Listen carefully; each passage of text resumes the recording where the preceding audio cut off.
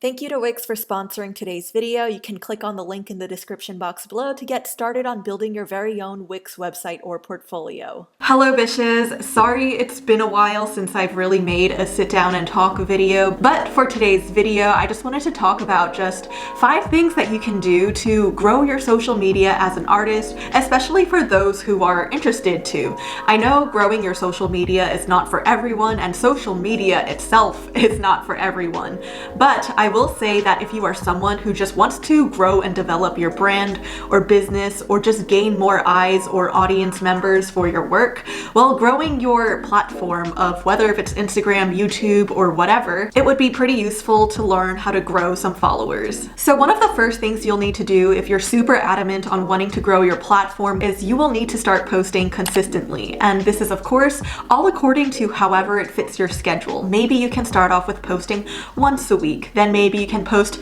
twice a week, and if you're really up for it, then maybe 3 times a week. I would really try to avoid posting every single day of the week because maybe you would start to seem as annoying to some people who want to see you but maybe not that much. But I will say that having some consistency in reminding your audience that you exist would be super helpful, because I did find that when I don't post for a long time, I start to drop a bit in followers because they just kind of think that you dropped off the face of the earth or that you're done doing your thing, so why follow you anymore, or for other reasons. So try to post maybe on a consistent basis while also remembering to maintain your lifestyle, because it is not worth it to sacrifice your pre-existing life just to post on social media. I like to think as social media as a supplemental platform for my main thing in life. For me, that's storyboarding and working in animation. So unless if social media is actually your full-time job, then yeah, post to whatever would make your full-time job social media. I like keeping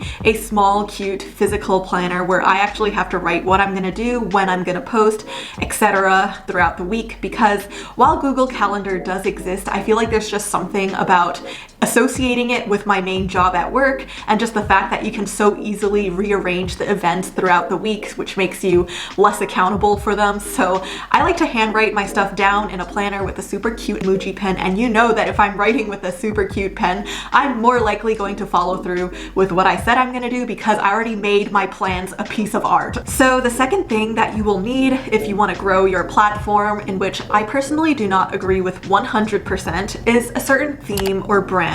So having a theme or brand will really make your Instagram, YouTube, whatever it is, a little bit more memorable, because people will remember your aesthetical choices and what types of symbols or themes that you like to associate yourself with. So if you follow my Instagram, you might know that I do a lot of pink comics or monochromatic comics, whether if it's just pink or blue, and I have a certain cute basic style that I like to illustrate my comics in. And that's great because people will remember you, and when they think of your comics, they'll think of that literal iconic style that you have, and they'll want to go back to seeing your work during a time that in their life they just really want to see that type of style. However, one thing I don't really like about this is because I feel like it puts you in a box. I don't want people to always associate me with just pink monochromatic comics that are drawn in this cute style. I don't want people to only think that I'm only capable of drawing in this style, but I will say that for the sake of growing an audience, it may be more beneficial. So one thing I like to do is I just keep my Instagram as my Instagram while I keep my professional work on its own place. And I also like to just do my draw with me's on this channel to remember to just draw other things other than just cute comics, and just remember to keep up with drawing in traditional mediums. So there's going to be a place and time for everything. So in terms of choosing a style for your brand or theme to stick to, you want to choose aesthetical choices that you want to be remembered by. And although it sounds materialistic, like I'm just saying to dress up nice for people to look at you and just say, "Good job, wow," do choose things that you feel resemble who you are. Don't choose the color blue if you hate the color blue, and don't choose sparkles or whatever as your little symbols if you don't like sparkles.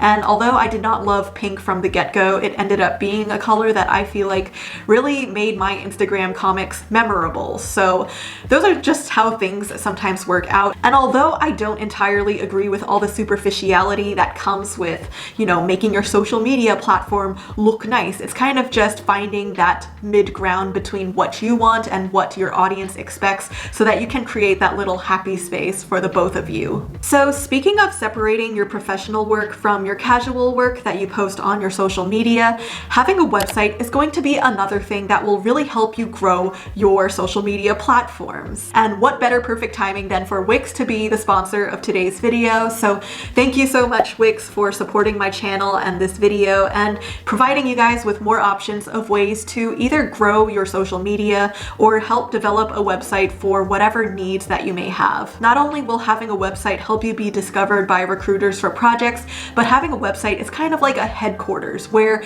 once people go on your website, they'll see all the other platforms that you're on. So you're kind of like redirecting your traffic to different locations that people might feel best suit them. So if someone tends to be on YouTube more, they might see that you have a YouTube channel through your website. They'll follow you because of that. And then if someone sees that you have a Twitter and they're on Twitter more and they see that on your website, they'll follow you there. So many of you probably already know this, but Wix is a website creation service where you can create your very own art portfolio, whether if it's for school or for work, or just have a website that generally holds all of your stuff in one place. So I also just recently created a website on Wix for pretty much all of my general social media stuff because I feel like I needed that headquarters or that hub. So in one of my previous videos, I made a tutorial about how you can actually create a website on Wix, and I talk about how you can add many apps from different social media services like Instagram, YouTube, and you don't even need to do that much just to connect your Instagram or YouTube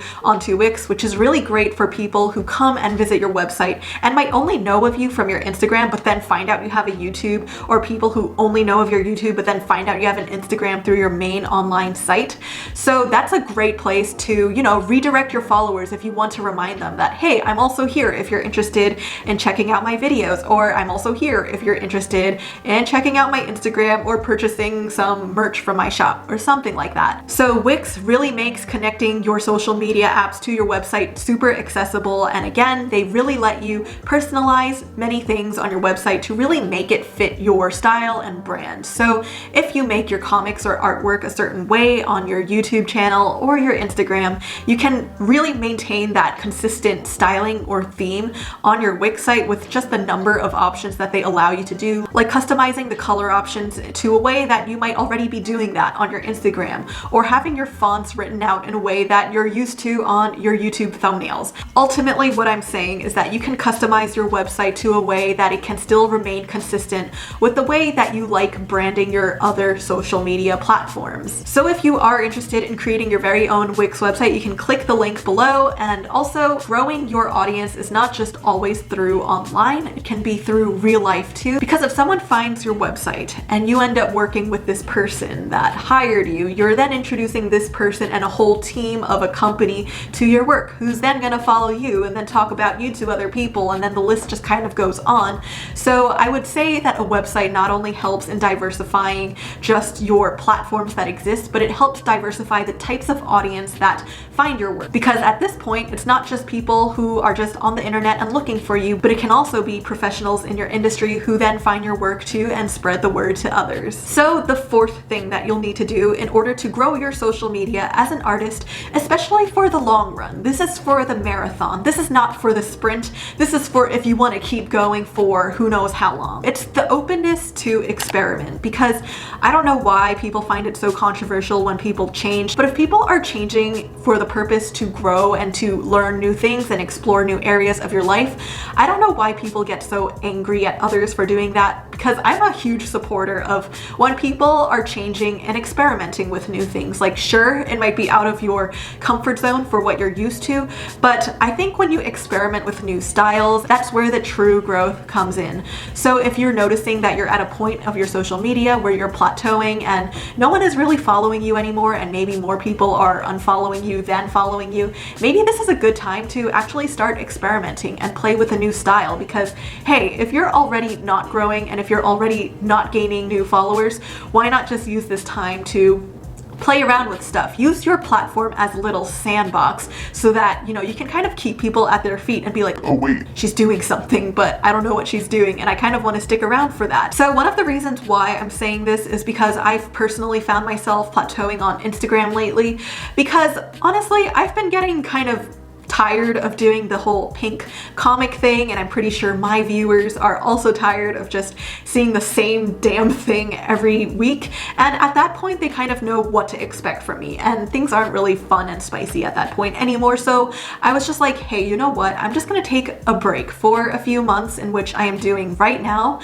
I'm taking a break from my Instagram, and I'm really using this time to experiment in a new style in which will have the same level of efficiency as when I was doing these monochromatic pink comics. Like, I do think that keeping a monochromatic style helps me with just producing things faster without sacrificing the actual drawing itself. So things like that I still think are great to keep, but in terms of just the types of stories and the way that I'm depicting them, I think it's time to just mix it up a bit. So during a time where you might find you've reached your max saturation point, that might be a good time for you to maybe step away for a moment, because you'll get a really good break from it, but you'll also have that time to really use your art as a sandbox and just experiment with things that you haven't before and find a new, funner way of producing your work. And you're also creating the space for new people to find you who might be interested in your new style and maybe weren't interested in your previous one. So going to my last and final point, and that is doing fan art.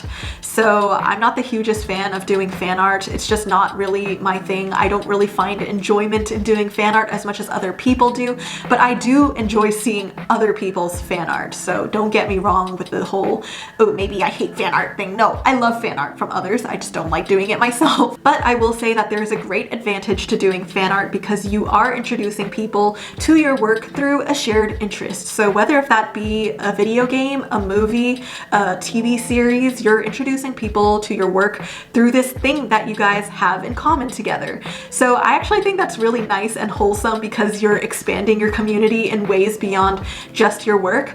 But for me personally, if anything, the fan art that I did do was for music artists that I enjoyed, or I did it to music that I liked, and that was kind of my version of fan art, where I would either draw like the music artist or I would draw to the song of a music artist. So that was kind of my version of fan art and how some people kind of found me. If I'm lucky, that music artist would share my work on their platform, and then people who follow that music artist would also find me through that. So that's kind of a nice way to introduce yourself to different types of communities out there online. And if you like doing fan art already for like shows and TV series and games, then you're already, you know, ahead of the game, because you're going to introduce so many people to your work through this thing that you all have in common. So those are pretty much the tips I have for now. Of course, there are more to come, but these are just a few right now that I can just encapsulate in a video. So I hope this helps some of you who are interested in growing your social media platform. Once again, I want to emphasize that you shouldn't really be going in just for the numbers only. I do think that, yeah, numbers and statistics do matter, for especially if you want to grow a business and get customers, or if you really want to have a number of eyes on your work so that you gain a better sense of your audience, if you're interested in making your own stories or directing something like that. So they do have its worth, but don't let it be your only value, I guess. So yeah, once again, thank you for watching this video, and I will see you all in the next one. So peace out and stay wholesome, bitches. Thank you again to Wix for sponsoring today's video, and remember to check out the link in the description box below to get started on building your website.